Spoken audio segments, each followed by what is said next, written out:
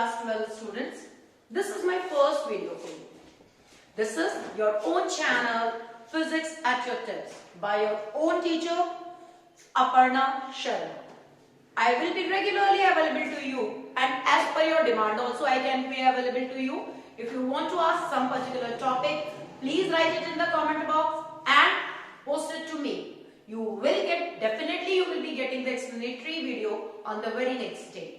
So now children, let's start. But before starting that, let me tell you, if you like my channel, please subscribe it, press the bell icon and put a like on it. Okay? And I will be eagerly waiting for your subscription. Let's begin with the first unit of class 12, that is electrostatics.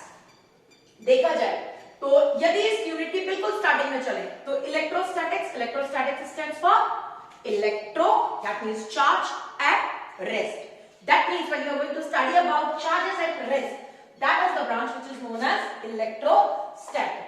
Few things have been already introduced to you in class 10, which I'll take a quick revision of yours. Charges have certain properties. Like charges always repel each other, while unlike charges always attract each other. ये आपको class 10 में पढ़ाया गया था. यदि charge positive और positive होगा तो वो एक दूसरे को क्या करेंगे बेटे? रिपेल करेंगे. और यदि दोनों चार्जेस नेगेटिव होंगे तो वो एक दूसरे को अट्रैक्ट करेंगे. लेकिन यदि एक चार्ज प्लस होगा और एक चार्ज माइनस होगा तो वो एक दूसरे को क्या कर देते हैं? अट्रैक्ट कर लेते हैं. तो like charges repel each other while unlike charges attract each other. तो यहां पर हम आपकी जो स्टार्टिंग करने जा रहे हैं वो एक बार मैं तो एक ब्रीफ इंट्रोडक्शन दूंगी चार्ज का. चार्ज क्या होता है? एक्सेस और deficiency of electrons in an somewhere on a body is known as charges. तो now these charges have certain properties. इसमें पहली प्रॉपर्टी मैंने आपको बता दी. दूसरी प्रॉपर्टी क्या होती है? Charges are additive in nature. मतलब किसी भी सरफेस पे टोटल जितना चार्ज होता है वो उस सरफेस पे जितने भी चार्जेस होते हैं उनका सम होता है. यदि चार्जेस पॉजिटिव हैं तो ऐड हो जाएंगे और नेगेटिव है तो कुछ प्लस होंगे और कुछ माइनस होके आपका नेट चार्ज निकल आएगा. दूसरा, charges remains conserve. Charges can neither be created nor be destroyed. आप जितना पॉजिटिव चार्ज यदि खत्म करोगे उतना ही आपके पास चार्ज जितना भी होगा वो हमेशा, यदि न्यूट्रल बॉडी है तो उससे पॉजिटिव और नेगेटिव में कन्वर्ट होगा और पॉजिटिव और नेगेटिव एनाइलेट होके मिलके आपको क्या बना के दे देंगे? न्यूट्रल चार्ज बना के दे देंगे. तो these are the main properties of charges. So let's begin with the first topic of this chapter which is the main pure topic of us is Coulomb's law. अब होता क्या है? यदि आपके दो चार्जेस के बीच में फोर्स लगा है, let it be attracted, let it be repulsive. यदि वो लगा है तो हमेशा वो फोर्स डायरेक्टली प्रोपोर्शनल होगा प्रोडक्ट ऑफ चार्जेस के, इनवर्सली प्रोपोर्शनल होगा उन दोनों के बीच के डिस्टेंस से. आप देख सकते हो मैंने यहाँ पर बोर्ड पर लिखे हैं दो चार्जेस Q1 और Q2 which are separated at a distance of r from each other. Now these two charges whether they attract or they repel each other, इनके बीच में जो भी अट्रैक्टिव या रिपल्सिव फोर्स लगेगा वो रिपल्सिव या अट्रैक्टिव फोर्स डायरेक्टली प्रोपोर्शनल होगा product of charges के और इनवर्सली प्रोपोर्शनल हो जाएगा इन दोनों के बीच के डिस्टेंस के. मतलब आप चार्जेस को जितना दूर एक दूसरे से करते चले जाओगे उनका एक दूसरे के ऊपर फोर्स उतना ही कम होता चला जाएगा. जितना पास लाते चले जाओगे उनका फोर्स एक दूसरे के ऊपर उतना ही बढ़ता चला जाएगा. तो मैं यहाँ पर आपसे कह सकती हूँ यदि मैं दोनों इक्वेशंस को कंबाइन कर दूं तो मुझे एक बीच की इक्वेशन मिलती है F is directly proportional to Q1 Q2 upon R square. जब भी हम प्रोपोर्शनैलिटी साइन हटाते हैं तो we put up a constant that you know. आप क्लास 10 से जानते हो ऑलमोस्ट इस चीज को कि you put up a constant. जब आप कांस्टेंट लगाते हो तो यहां पर आप K एक कांस्टेंट लगाते हो जिसे फर्दर मोर आप कह सकते हो K is equal to 1 upon 4 pi epsilon naught. ये आपके लिए बहुत नई चीज आई विच इज एप्सिलॉन नॉट. आपने इससे पहले एप्सिलॉन नॉट नहीं पढ़ा. Epsilon naught is actually known as permittivity of free space. It is the permission for the electric field lines to move through the free space. यदि हम इस K की value निकालें तो एक्सपेरिमेंटल फैक्ट्स के बाद कहते हैं कि इस K की वैल्यू आती है 9 into 10 की पावर 9.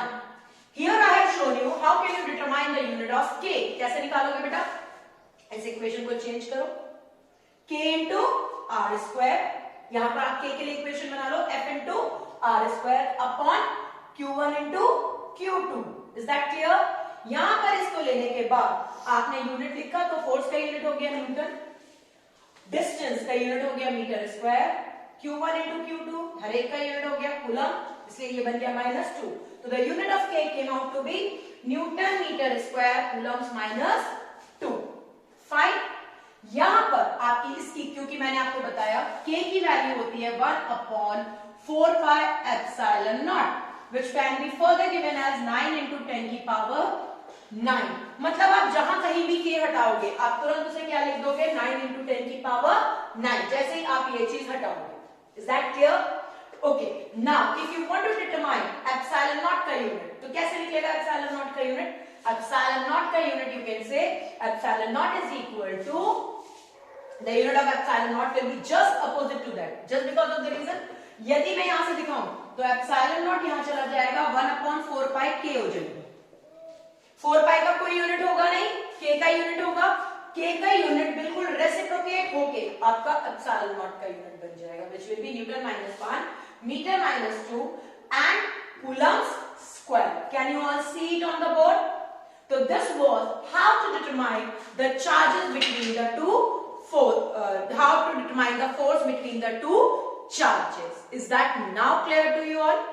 यहां पर आपको अगले स्टेप में ही इस फोर्स के लिए ये समझना जरूरी है कि ये फोर्स डेफिनेटली एक वेक्टर क्वांटिटी बनेगा। This force will be a vector quantity.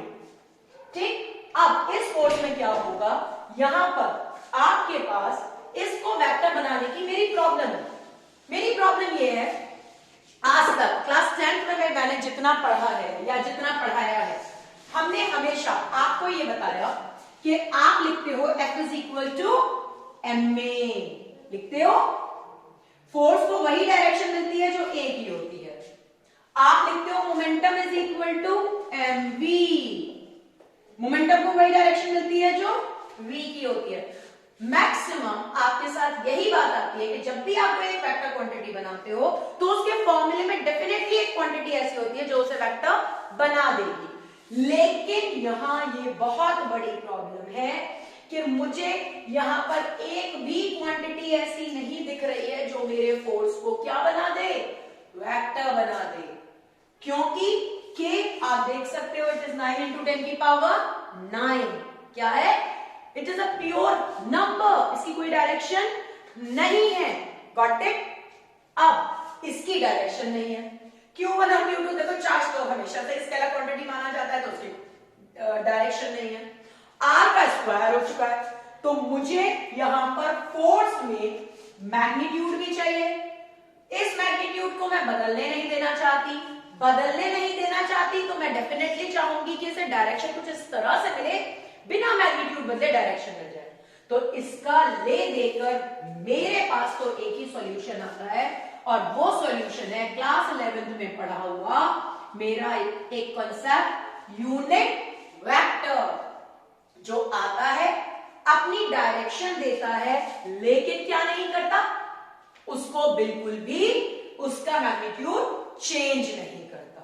So children, just thank you very much for sitting with me and studying this topic with me.